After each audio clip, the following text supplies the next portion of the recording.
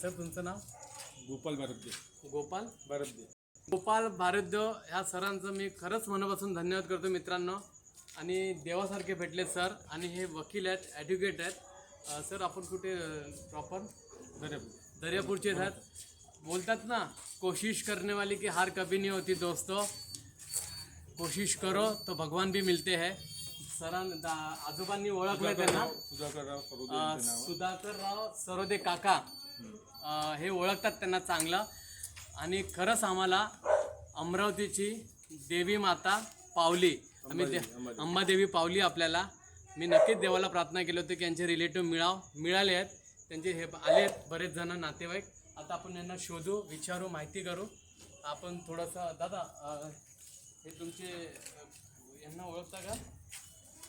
हां, हे हॉस्पिटलमध्ये थोडे सिरियस आहेत. आणि आमची इच्छा ही आहे की एकदा त्यांना भेट घ्या.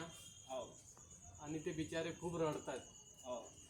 आणि आमची अपेक्षा आहे की त्यांना एक्सेप्ट करा. काय चुका असेल मित्रांनो, आम्ही सेवा करून अनेक लोकांना बघतो. नाही प्रॉब्लेम काय झाला, त्यांना सोडून गेले, सोडून नाही गेले त्यांना. त्यांचा प्रॉब्लेम काय झाला होता ते एक मिनिट बोला. रिअल परिस्थिती काय बघा. नाही या नाही तेच समोर बघा.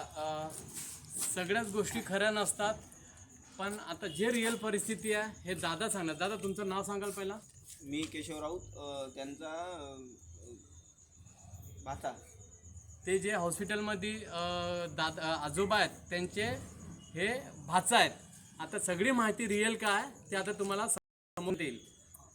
हे कुठं लवकर हल्ला बोला ना, कुठे झालं बोला.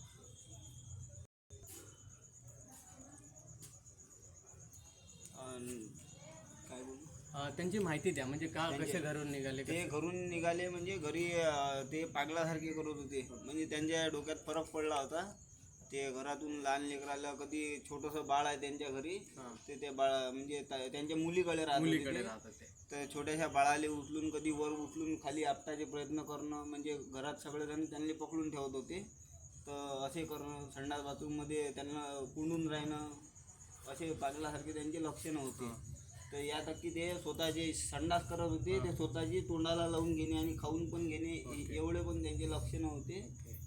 हे असे प्रकार झाल्यामुळे घरात कोणाची अंगावर मारायला धावणं, अर्ध्या रात्री 2-3 वाजता, अशामुळे त्यांना ते तिथं नेण्यात आलं. तुमच्या इथं कुठं ते असे बोलवत होते की आम्हाला इथं सोडून गेले? सोडून वगैरे कोणीच नाही गेलेलं आहे. त्यांना ॲडमिट केलेलं आहे. मला हे माहीत आहे, म्हणजे मी नव्हतं आलो तिथं, पण मला सांगण्यात आलेलं आहे की तिथे ॲडमिट केलं बा म्हणून तिथं सिव्हिल हॉस्पिटलला. हां, आम्ही केलंय. म्हणजे त्यांना फेसबुकला बघितलं मला असं वाटतं. मग त्यांना फेसबुकने कळालं.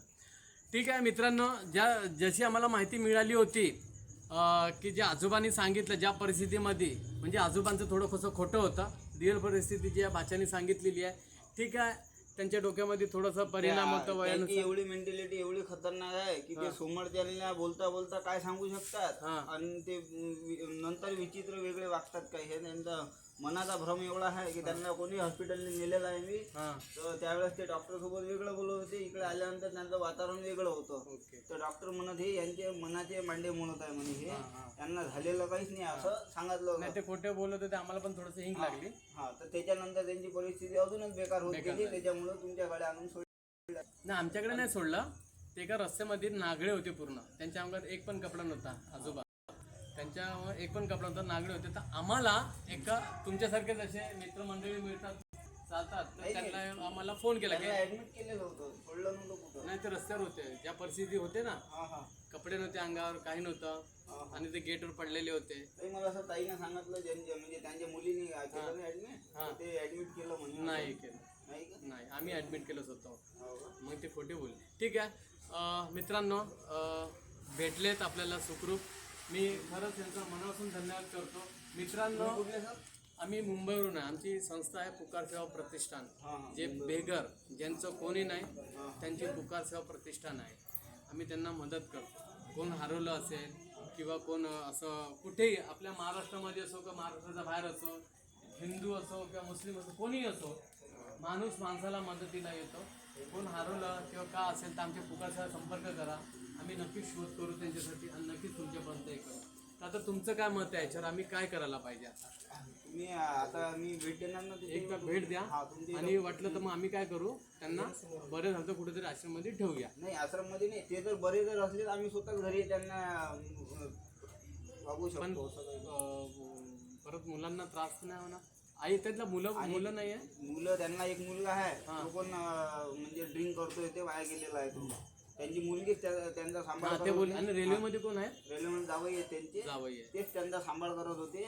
पण त्यांच्या मुलीला कसं जे तिथं राहतात त्या रेल्वे क्वार्टरच्या बाजूला तिथं, तर तिथे मोठी विहीर आहे. हा असं पण होऊ शकते किंवा विहिरीत अर्ध्या रात्री मुलीला उचलून टाकून द्यावं. बघा, हे जे सांगतात हे रिअल परिस्थिती आहे. आणि थोडंसं नाण्याची एक बाजू बघून होत नाही. आपण ते मी ते एक बाजू तुम्हाला नाण्याची सांगितली. कोणाच्या पप्पाले किंवा मम्मीले असं कोणी सोडून देऊ शकत नाही. नाही सोडत. कारण की त्यांनी जन्म दिला जन्म नाही, दिलाय. कसा काय सोडून देणार कसं कोणी? सोडत नाही. बरोबर. आम्हाला भेटून आनंद वाटला.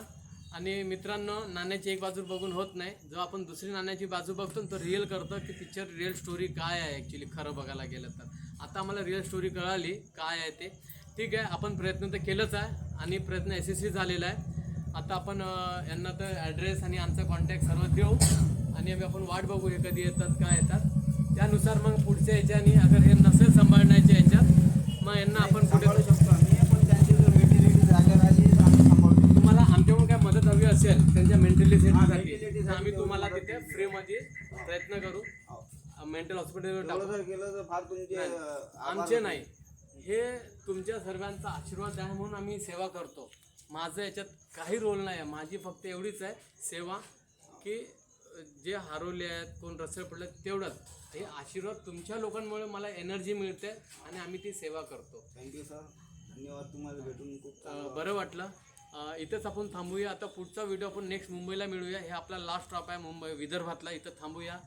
आणि याच्या अगोदरचं तुम्ही तुम्हाला सांगितलं परतवाड्यामध्ये आम्ही गेलो होतो काल. दुर्दैवाने ते मरण पावलेत, ज्यांना आपण ॲडमिट केलं होतं. पण त्यांची फॅमिली नाही भेटली, ते कुठून सोडून गेले, शिफ्ट झाले दुसरीकडे. आणि आता विदर्भाचा दौरा आपला इथं थांबतो आहे. आपण आता उद्या सकाळी मुंबईसाठी रवाना होतो आहे. आणि पुढचा रवाना आता जे काय मुंबईमध्ये आपण उद्या पुढची माहिती मुंबईला आपण देऊया. इथेच थांबतो. आवाज तुमचा, सेवा आमची, एकदा त्या गरजूंसाठी. मी आजोबा आणि सर, तुम्हाला आमच्या पुकार सेवा प्रतिष्ठानची माहिती लोकांना कशी एक माध्यमातून आमच्या, तर तुम्ही काय सांगाल की आमची संस्था कसं वाटलं तुम्हाला इथं भेटून आणि आम्ही जे काय करतो, तर तुम्ही एक समाजामध्ये काय मेसेज देऊ शकाल? मी जे आले आज ज्या परिस्थितीत आले त्या परिस्थितीत तुम्हाला जे दिसलं डोळ्यासमोर, तसंच ते डोळ्यासमोर दिसल्याशिवाय आणि आपण ऐकल्याशिवाय आपल्याला कल्पना येत नाही. त्याच्यामुळे तुम्ही ज्या आजोबाकडून ज्या गोष्टी ऐकल्या की तुम्ही एकटेच आहे तिथे आणि तुम्ही रस्त्यावर पडलेले आहे, तुम्ही जे पाहिलं त्या दृष्टिकोनातून विचार केला की त्यांना त्यांच्या घरी सुखरूप देण्यात यावं. तर त्यानुसार तुम्ही घरी आले आणि घरी आल्यानंतर ह्या सगळ्या गोष्टी त्यांच्या घरी आल्यानंतर म्हणजे दर्यापूर बनवशामध्ये आल्यानंतर तुम्ही चेक केल्या. त्यांचे जे नातेवाईक आहे, त्यांचा जो नातू भाषा आहे, त्यांनी जे माहिती दिली तुम्हाला त्या परिस्थितीवर तुम्हालाच माहीत पडलं की काय आहे. तर तुम्ही त्यांना काय करायचं पुढे हे त्यांचे पाऊल आहे. त्यांचे जे नातेवाईक आहे त्यांचे जे डिसिजन आहे. आता शेवटी कसं असते लास्टला हा त्यांचं डिसिजन, म्हणजे मुलं मुली हे त्यांचं डिसिजन आहे. आपलं काम, आपलं ध्येय आपण पार पाडलं आणि इथपर्यंत आलो. त्यांना सांगायला की इतक्या दुर्मिळ व्यक्ती आहे ज्यामुळे आपलं काम होतं. ते तुम्ही माझं मनापासून तुम्हाला धन्यवाद की तुम्ही इथं आले, त्यांच्यापर्यंत आले, स्वतःच्या खर्चानं आले. जे काही येशील, जो काही येशील, पण ते माझ्या मनासाठी एकदम व्यवस्थित वाटलं. मग तुम्ही आमच्या संस्थेची माहिती लोकांना काय द्याल की असं तुम्ही काय सांगाल लोकांना, एक चांगला मेसेज काय देणार की तुमचं जे संस्था आहे, पुकार तुम्ही जे करून आले पुकार संस्था, त्यानुसार माझं असं मत आहे की तुम्ही जे समाजासाठी चांगलं काम, जे देशासाठी जे चालू आहे, तर समजा जे तुम्ही करून आले, जे महाराष्ट्रामध्ये तुम्ही जे काही काम करून आले एकदम व्यवस्थितपणे करून आले आणि चांगल्या दृष्टिकोनातून करून आले की अशा घडामोडीमध्ये ज्या होतात ते झाल्या नाही पाहिजे. आणि तुम्ही जे व्यवस्थित करून आले माझ्यासाठी मनासाठी सगळ्यांसाठी चांगलं. Thank you sir. आणि हे वकील आहेत, चांगले प्रोफेशनल आहेत आणि नक्कीच अशासारखे समाजामध्ये अगर उभे झाले तर नक्कीच एकामेकाला मदत मिळेल. आणि कधी इन फ्युचर तुम्हाला मुंबईमध्ये कधी दवाखान्याची काही मदत पडली तर पुकारशी ऑपरेशनला नक्कीच मदत करा. आम्ही नक्कीच तुमच्यासाठी मदत करू. कॅन्सरचा प्रॉब्लेम असेल किंवा कुठे औषधाचा काय प्रॉब्लेम असेल, आम्ही पैसे तर नाही देऊ शकत, पण कुठेतरी तुम्हाला तुमचा हातभार आम्ही कमी करू शकतो. जिथे 100 रुपयाची गोष्ट असेल तर तिथे आम्ही 50-40मध्ये तुम्हाला कुठेतरी आम्ही मदत करू शकतो. हां, आपण काही जास्त बोलणार नाही, इथेच थांबतो. आवाज तुमचा, सेवा आमची, एक धावत्या गरजूंसाठी. जय हिंद, जय महाराष्ट्र. आपण फोटो काढूया यांच्याबरोबर सगळ्यांचे. फोटो काढा आता.